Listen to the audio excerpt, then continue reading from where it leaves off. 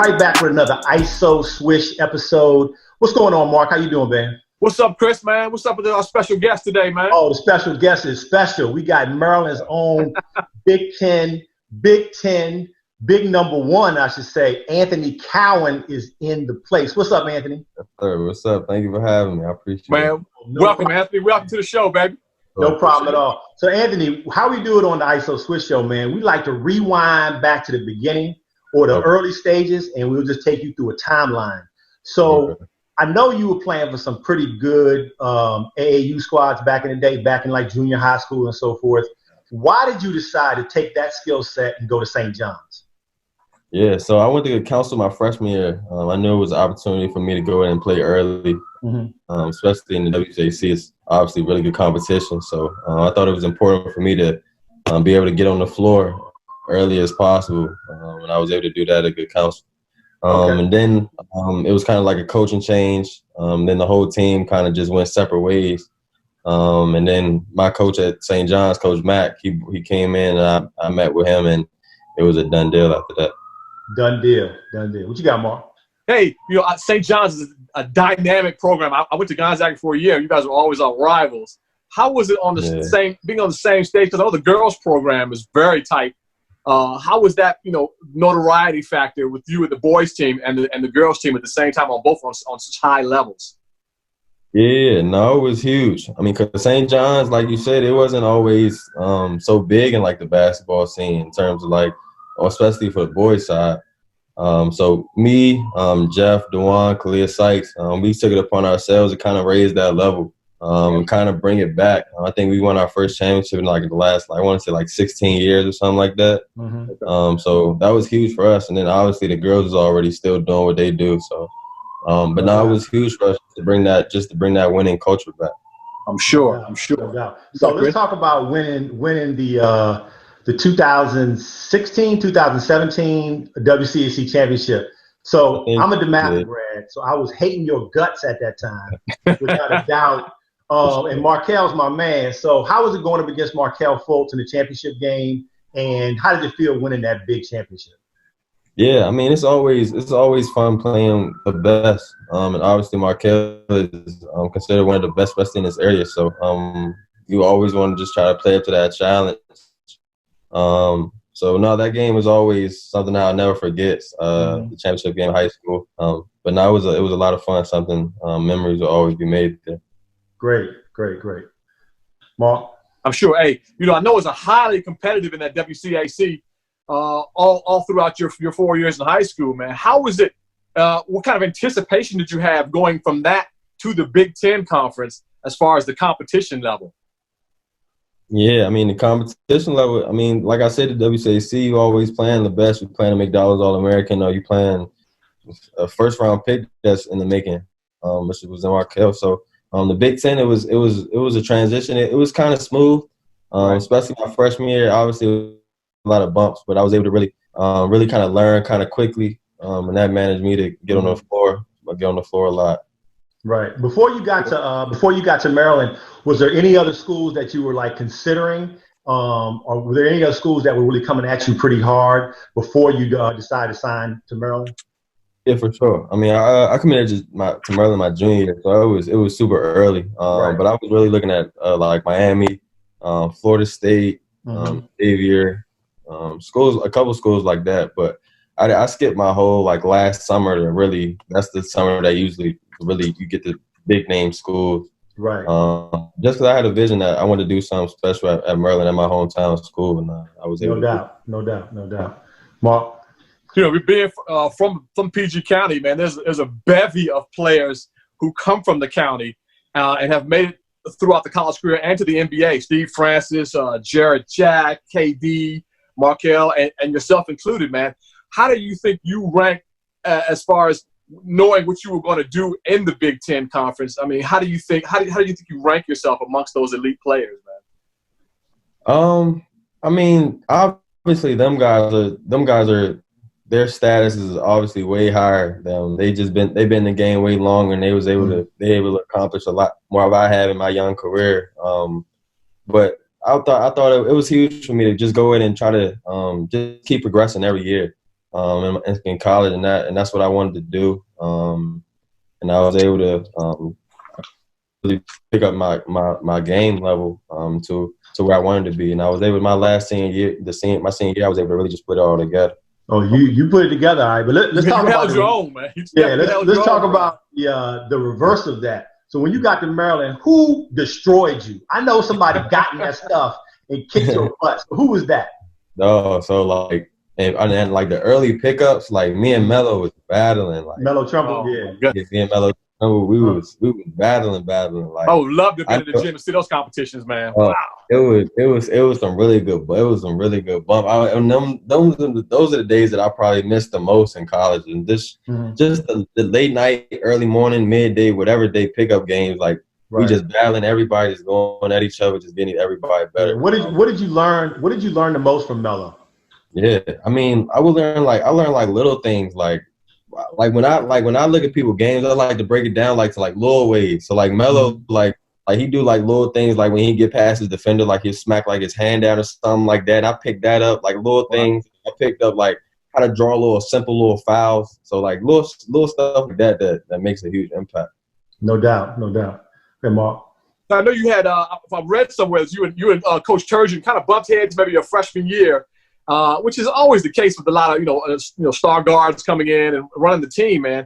How instrumental was he in setting you up for success and making you ultimately become a better point guard, the point guard you are today, man? Yeah, no, it was huge. Just because he allowed me to make mistakes and allowed me to learn from him. And he saw something in me early. He said it a couple of times. Like our first couple workouts, like he knew like I was going to be that starting point guard. So he saw something in me early and allowed me to keep progressing. So I always said that was something I always appreciated for him.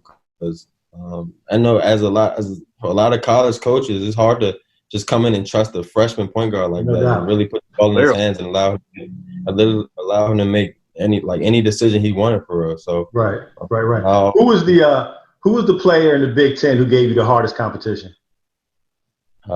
I mean, obviously the biggest name is Cassius. I mean, he was just Cassius Winston from Michigan State.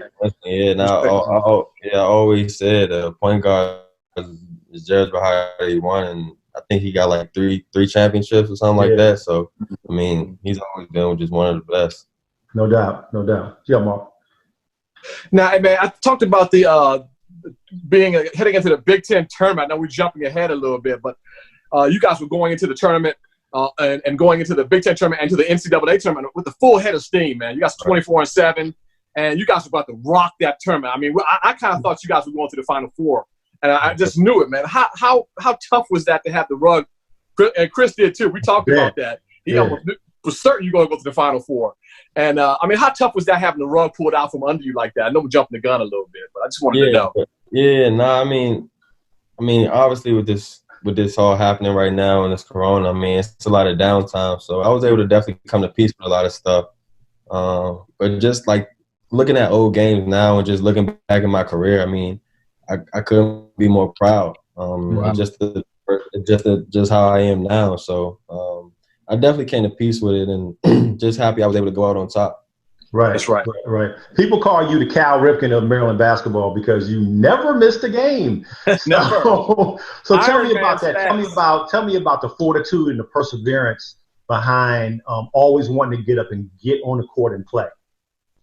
Yeah, I mean, I think it just be from the natural fun of the game. I mean, as a young kid, I was always that kid that had to be screamed at, had to be pulled at to come inside, stop shooting, or got to come get yelled at from leaving the gym and stop shooting. So I mean, I think it just comes from the love of the game. So coach would sometimes try to have me like sit out of practice and stuff like that. I'm like, nah, like let me get my rhythm. Let me get it. Let me get it a little bit. Yeah. So I think it just comes from just the natural, just always just enjoying the game.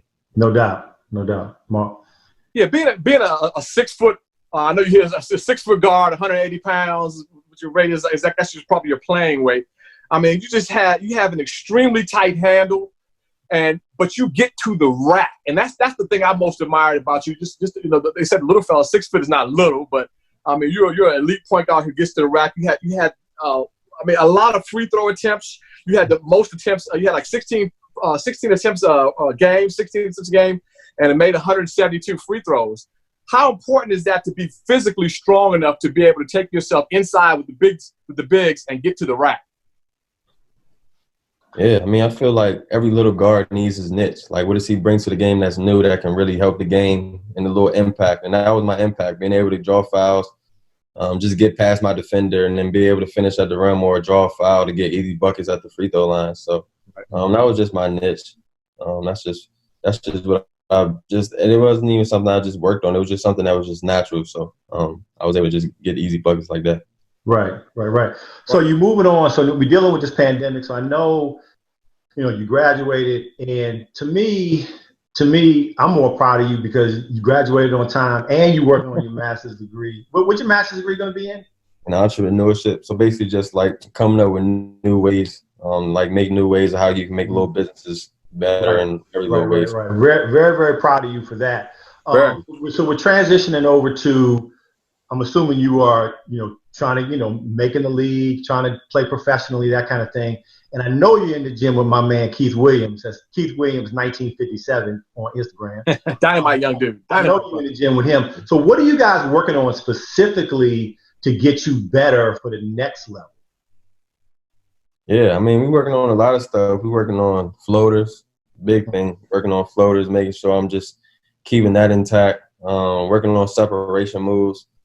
Keith got the best moves ever in terms of training wise. I mean, some of the stuff he got me working on, but I would have never thought.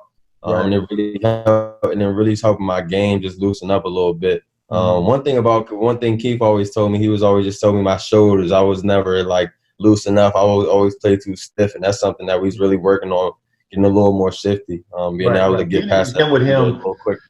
Yeah, I apologize. Being in the gym with him, with my son for 6, 7, 8 years, he always wants you to be, herky-jerky, shifty, working on footwork. So I totally get that. That's very, very cool. What do you just to kind of piggyback off that? What are you looking at right now? I know with the pandemic, everything is just really weird. But how's the possibility for you to get in front of NBA scouts and coaches and that whole thing? What's going on with that? Yes. So my agent is telling me that it's not really looking too well in terms of workouts and stuff, just because everything isn't open. So right now we're just Zoom calling with teams right now. So that's the most we're doing. Okay. Mark. Yeah, man. I read your younger sister Alex is a guard over at Wagner University, man. What kind of advice do you give her, or does she give you about making it on to the next level and just improving your game? What kind of advice? She's probably killing you on the court. She probably giving it to him. Boy. She's probably working you, Joe. None of that. One thing I'll just tell her is just mentality wise, just go at everybody. I mean, my sister is more like the laid back type. She's more like the smooth little guard. So I just try to just make sure I keep telling her just to go at people, and really that's the really difference. That's the thing that really sets people apart. That's the one thing I just relate to her. No doubt. So I know Mark mentioned, the DMV and so forth, and you played, you're from Bowie, Maryland, you played at St. John's, you played at Maryland, so you were like the DC guy, the DMV guy, right? What makes the DMV such a hotbed of basketball, in your opinion? Yeah, the competitiveness. I mean, it's always something that people want to get better somehow or better than somebody. I mean, everybody. I mean, I don't know if y'all know, but like Instagram. So Quinn Cook did like the Instagram Live. I'm pretty sure everybody heard about it, and it's matchups for days. Like, oh, he's not better than him, or it's just the competitiveness and that person wanting to get over the top, and that's what I love about it, and that's what makes me be so proud about being from the DMV. No doubt. Mark. Exactly. Hey man, we do hoops and kicks on the show, and we always put out the shoe of the week or whatever. And Chris criticizes it. He likes it or doesn't like it. Always criticizing. So I know you guys were Under Armour over at Maryland, man. And you kind of limited what you could wear there. So what's your shoe game like, man? I mean, what are you rocking on feet now, man? What's your closet look like? Man, I can show y'all more. Let's do it. We'd love to see it, man. I mean, I got some stuff. You probably got some heat. You got some heat. I'm gonna set it up real quick. Okay. Oh, fashion show. Let's get it. This is the orange section by Anthony Cowan Jr. There you go. This is like I just want the Unite threes. Just a couple. Got some throwbacks for y'all. I know you got some retros back there in your collection, man. I figured that. For sure. Guys, stay with the ones. The beautiful ones. What was that, Mark? The ones? There's a one, yeah. Okay. What else we got? Gotta stay. What else we got? He need to get some plastic boxes, Mark. Yeah. Okay. Got some Yeezys. Yes. Those just a couple, but yeah. Okay. Couple, man. Yeah, you can't appreciate show them all, you man. blessing us with that, man. Yeah. No doubt.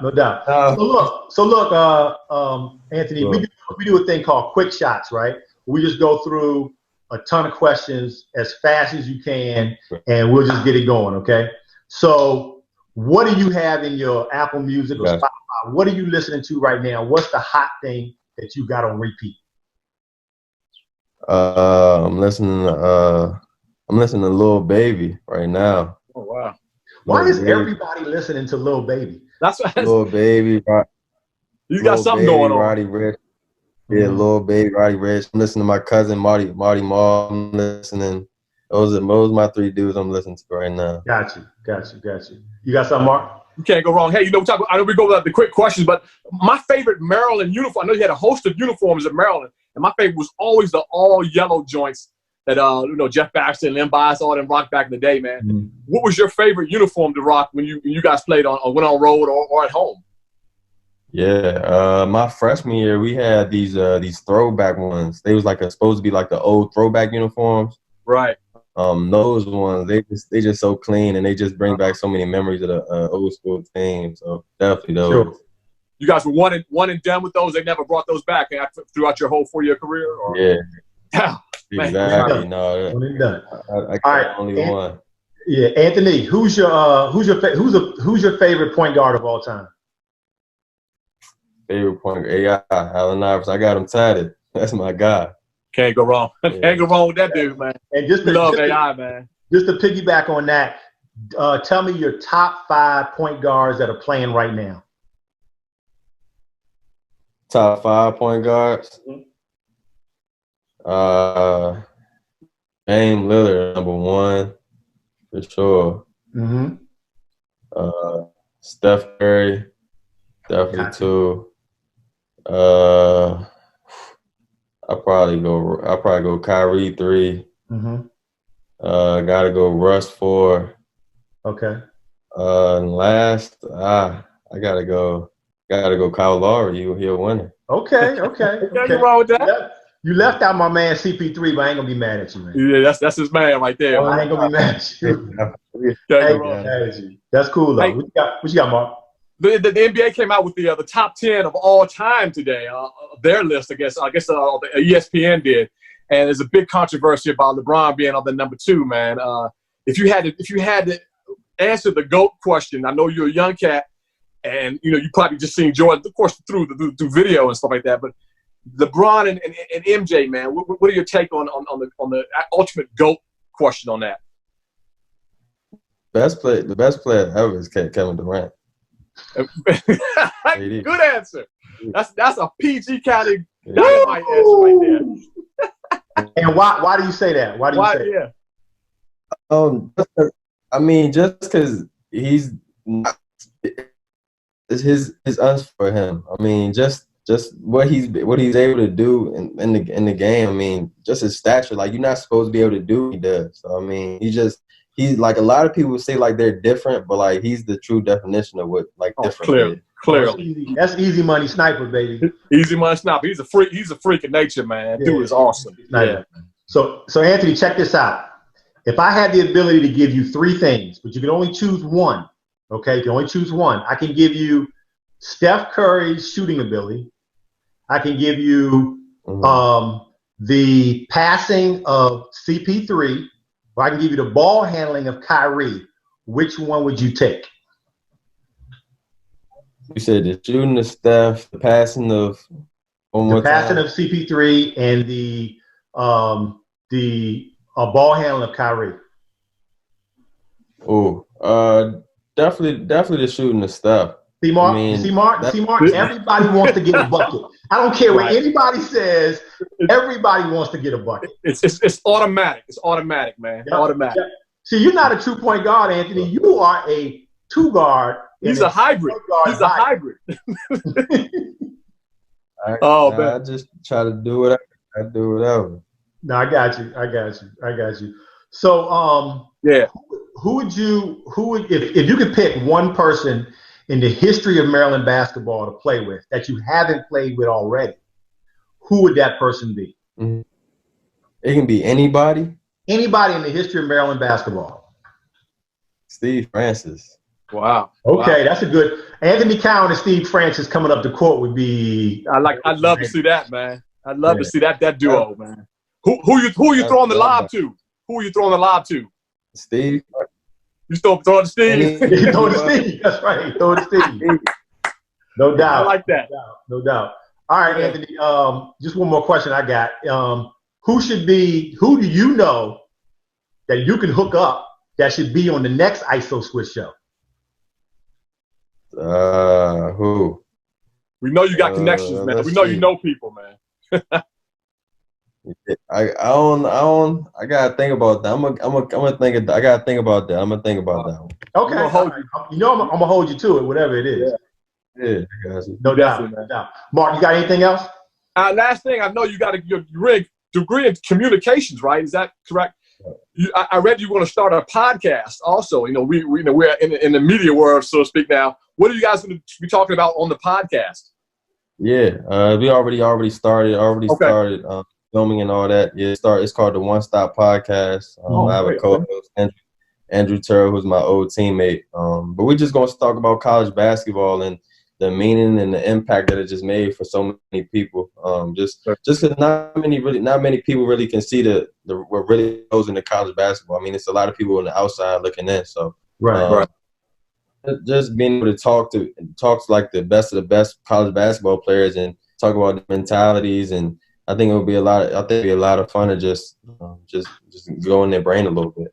Oh, we're definitely gonna tune into that, man. That's right up our alley, man. It's beautiful stuff. No doubt. Well, look, man, this has been great. Mark, you got any shout outs today, man? Hey, man, a shout out to Anthony, man. Thank you so much for coming out. Shout out to my man Jeff Baxter. That's my old manager at FedEx, man. I love Jeff Baxter. That's my old dude. And right on to the Terp Nation, everybody out there. Right on. No doubt. I'm gonna do something crazy right now. I'm gonna send a shout out to all the St. John's dudes that I battled with back in the day, that caught me at the go-go, tripping. All them dudes, I still love you, man. I still got love for you. Coming from the mouth of Stag. That's right. How about you, Anthony? Any shout outs today, man? Nah, shout out to Terp Nation as well. Terp Nation, that's the fan forever. Right on. Okay. Well, look, man, this has been great, man. Anthony, we really appreciate it, man. Keep doing what you're doing. Keep striving for success. Keep pushing yourself to the ultimate limits, and nothing's going to stop you, man. I have a complete feeling that you're going to just take it to the next level. Man, we're proud of you, brother. We hold you tight. We just love to see you have success, man. We're rooting for you all the way, brother. No doubt. Thank you. Well, look, we got to go. It's been real. Anthony, thanks again. Sure. And we are out.